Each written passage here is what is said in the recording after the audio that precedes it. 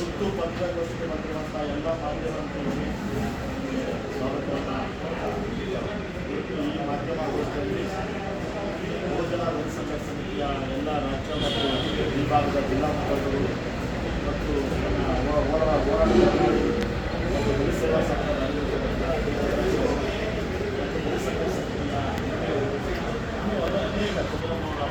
ಎಲ್ಲ ಹೋರಾಟಗಾರರು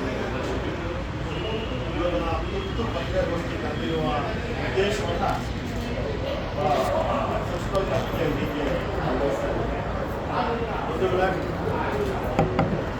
ಈ ನೆಲದ ಎಲ್ಲ ಜೀವಪರ ಹೋರಾಟಗಾರರು, ರೈತಪರ ಹೋರಾಟಗಾರರು, ಮುಖ್ಯವಾಗಿ ದಲಿತ ಪರ ಹೋರಾಟಗಾರರು ಮೋದಿ ಆಳ್ವಿಕೆಯಿಂದ ಆಗ್ತಾ ಇರುವಂಥ ದುಷ್ಪರಿಣಾಮಗಳ ಬಗ್ಗೆ ಈ ರಾಜ್ಯಾದ್ಯಂತ ಸಂಚರಿಸಿ ಮೋದಿ ಸರ್ಕಾರವನ್ನು ಕಿತ್ತೊಗೆಯಬೇಕು.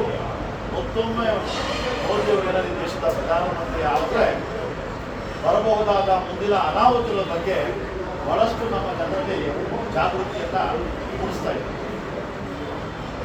ಈ ಭಾಗದಲ್ಲಿ ನಾವು ಇಡೀ ರಾಜ್ಯಾದ್ಯಂತ ನಾವು ನಮ್ಮ ಬಹುಜನ ದಲಿತ ಸಂಘ ಸಮಿತಿ ಮತ್ತು ಎಲ್ಲ ದಲಿತರ ಸಂಘಟನೆಗಳಿಂದ ಈ ಬಾರಿ ನಾವು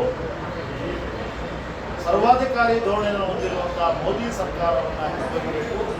ಮತ್ತೊಮ್ಮೆ ಯಾವುದೇ ಕಾರಣಕ್ಕೂ ಈ ನಾಡಿನ ದಲಿತರು, ಕಾರ್ಮಿಕ ವರ್ಗ, ರೈತಾಪಿ ವರ್ಗದವರು ಮೋದಿಗೆ ಓಟ್ ಹಾಕಬಾರದು ಅಂತೇಳಿ ನಿರ್ಣಯವನ್ನು ಮಾಡಿ ನಾವು ಬೇಷರತ್ತಾಗಿ ಕಾಂಗ್ರೆಸ್ಗೆ ಬೆಂಬಲವನ್ನು ಕೊಟ್ಟಿದ್ದೀವಿ.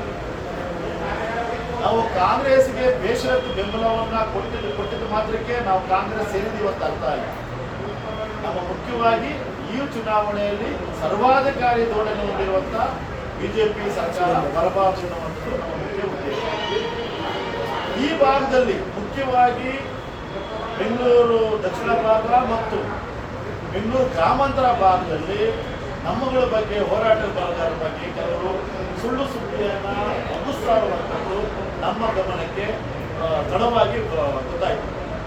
ನಾವು ಈ ಭಾಗದಲ್ಲಿ ನಾವು ಆಲ್ರೆಡಿ ಹೇಳಿದ್ರು ಕೂಡ ಇಲ್ಲ ಅವರು ಬಿಜೆಪಿಗೆ ಸಪೋರ್ಟ್ ಮಾಡ್ತಾ ಇದ್ದಾರೆ. ನಾವು ಕಳೆದ ವಿಧಾನಸಭಾ ಕ್ಷೇತ್ರದಲ್ಲಿ ಎಲೆಕ್ಷನಲ್ಲಿ ಈ ಭಾಗದಲ್ಲಿ ಜಾತ್ಯತೀತ ಜನತಾದಳದ ಅಭ್ಯರ್ಥಿಯನ್ನು ಬೆಂಬಲಿಸಿದರು.